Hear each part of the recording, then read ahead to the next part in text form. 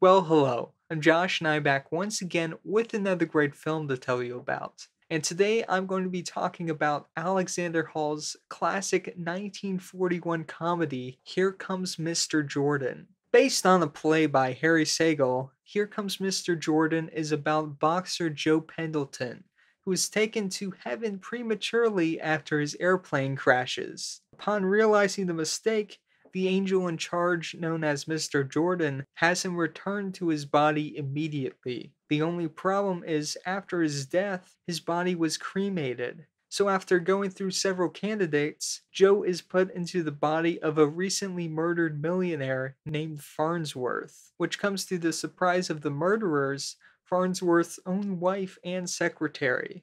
And from here, Joe, as Farnsworth, has to get his new body into shape to reclaim his boxing status while also fixing the wrongdoings of his new body's former owner.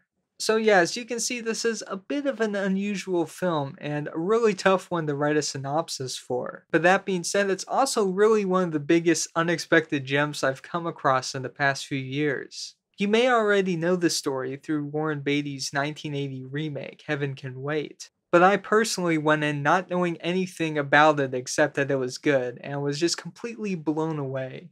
I think it's truly a perfect example of classic Hollywood filmmaking, just what it was and why so many people today still love old movies. I mean, it's just so well crafted. First off, the direction by Alexander Hall is great. I won't say he's a very well known director nowadays, mostly because his films don't really have any noticeable traits to them. And as much as I love talking about directors like Orson Welles, Wes Anderson, Edgar Wright, who have these very distinct directing styles to them, there's also something to say for those directors that tell all sorts of stories and go movie to movie blending style without drawing any specific attention to themselves. But so yeah, Alexander Hall was much more of a contract director than an auteur, and here his style is pretty much as unobtrusive as possible. That is, at least at first glance. Sure, there are no cool camera moves and editing tricks, but that doesn't mean Hall isn't doing anything interesting. Instead, his directing decisions are much more subtle, and he lets the writing, the actors, and the overall production be at the forefront. The story itself is very clever, and I love how it plays around with these darker concepts in such a lighthearted way. I mean, the fact that Farnsworth's wife and assistant murder him is, of course, a very serious thing, but instead they show how funny it would be to see their faces when they hear their murdered victim answer the door and walk in as if nothing happened. And then as the scene goes on, and Pendleton as Farnsworth keeps alluding to the fact that he knows they killed him, is just hilarious. I think part of how they were able to get away with this kind of story, especially in 1941, is just completely in the setup. We see Pendleton go to kind of the entrance of heaven, and it's shown to be this very kind of business-like place. It's supposed to feel kind of like an airport, and there's an angel reading names off of a guest list. They refer to these dead people as passengers, and they just go about it in such a mundane way that the actual concept of death no longer feels like this mysterious or scary thing. I mean, the whole premise is that Pendleton got taken up too early by this overeager angel. And as I said, this kind of helps create a playful tone around a normally very serious subject, while still keeping some of the weight of the characters dying there. And interestingly enough, the story itself is kind of an inverse of the Palin Pressburger film A Matter of Life and Death, where in that David Niven, who was also a pilot, in this case in World War II, is missed in a plane crash and does not die when he was supposed to.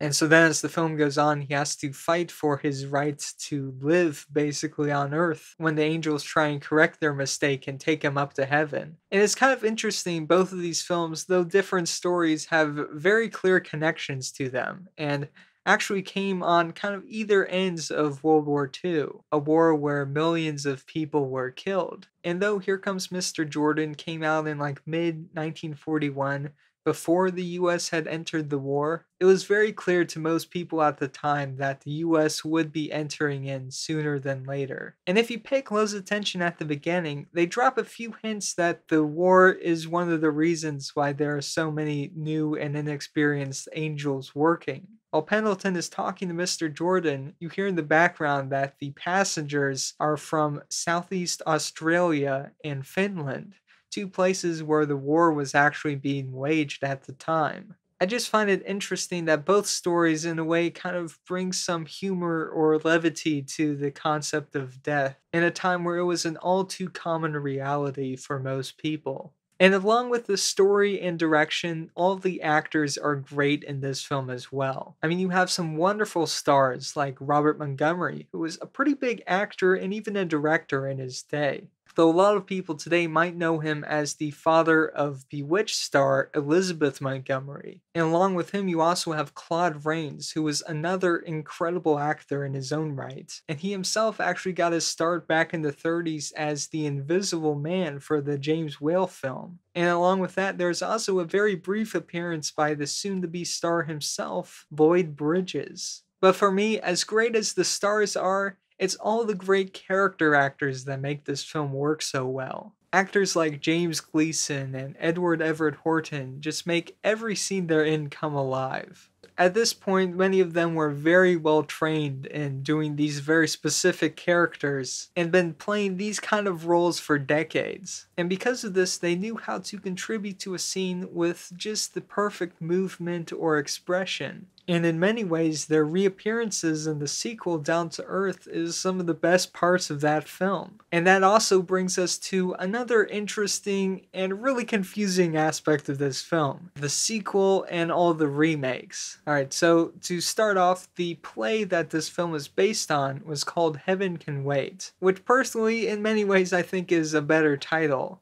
And the producers of this film would have called it Heaven Can Wait if it weren't for the fact that Warner Brothers had actually laid claim to that title for an Ernst Lubitsch comedy that they were working on. That film is also very good, by the way, but a completely unrelated story, so it made it a little confusing. A few years after Here Comes Mr. Jordan came out, Alexander Hall actually directed this somewhat sequel to the film called Down to Earth. It's essentially supposed to be the same kind of world, I guess, but the stories are completely different. It seems to go more with Greek mythology, so it's kind of loosely connected. It was much more of a Rita Hayworth musical than it was a sequel to this film. But so several decades later, Warren Beatty, along with Elaine May and Buck Henry, decided to remake Here Comes Mr. Jordan, and they retitled it Heaven Can Wait, which, as I said, was the original title. But so now it's a little confusing because there's two movies called Heaven Can Wait that are completely unrelated, but it gets even worse from there, because apparently around the time before Warren Beatty made his film, Bill Cosby actually wanted to adapt that film into his own, and he wanted to replace the idea of Joe Pendleton being a boxer with being a stand-up comic. But so that never came to fruition until Chris Rock had heard that this concept was being tossed around back in the day, and so he decided to remake the film himself. The only problem was, now there were already two films called Heaven Can Wait,